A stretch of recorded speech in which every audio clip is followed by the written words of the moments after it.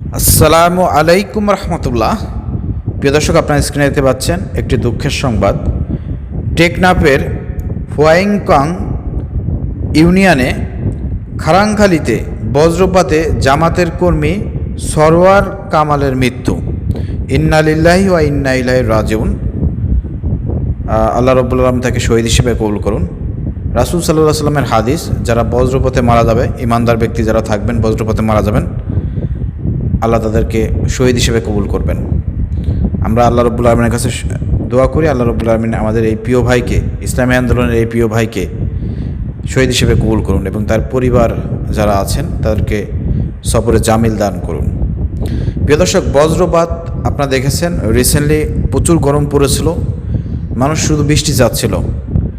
তো হঠাৎ একদিন বৃষ্টি হওয়াতে প্রায় 13 থেকে 14 জন মানুষ শহীদ হয়েছে এবং এটা পর্যায়ক্রমে কিন্তু বাড়তেছে।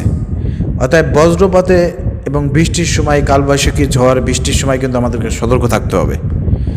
এই সতর্ক থাকার জন্য কিন্তু আবহাওয়া অফিস থেকে বিভিন্ন রকমের দিক নির্দেশনা আছে। বিশেষ করে ঘরের মধ্যে থাকতে হবে। আর যারা মাঠে ময়দানে বিভিন্ন জায়গা, ফাঁকা জায়গা, রাস্তাঘাটে থাকবেন, তাদেরকে একটা টিপস আমি বলে দিই।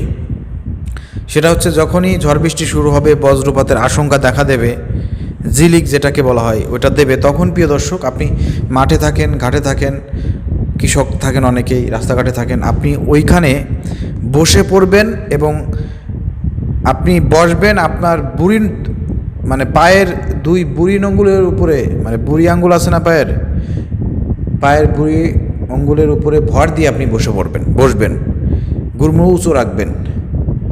মূলত বিষয়টা প্রিয় দর্শক, মানুষের শরীরের দেহ মাটির সাথে যত বেশি টাচ থাকবে, সেখানে বজ্রপাত হওয়ার সংখ্যা বেশি থাকে। অতএব যখনই এই ধরনের আশঙ্কা, এই ধরনের সংখ্যা আপনি দেখবেন, তখনই আপনি যতটা সেভ করা যায়, যতটা আপনি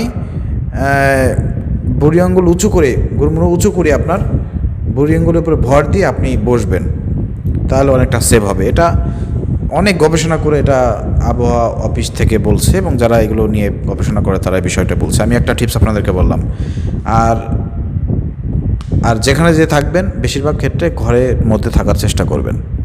আল্লাহ রাব্বুল আলামিন আমাদের সবাইকে আসমানি বালা, জমিনি বালা, বিভিন্ন রকমের যেসব বালা মুসিবত আছে এগুলো থেকে রক্ষা করুন। আমিন। ভিডিওটি শেয়ার করে সবাইকে দেখার সুযোগ করে দেন।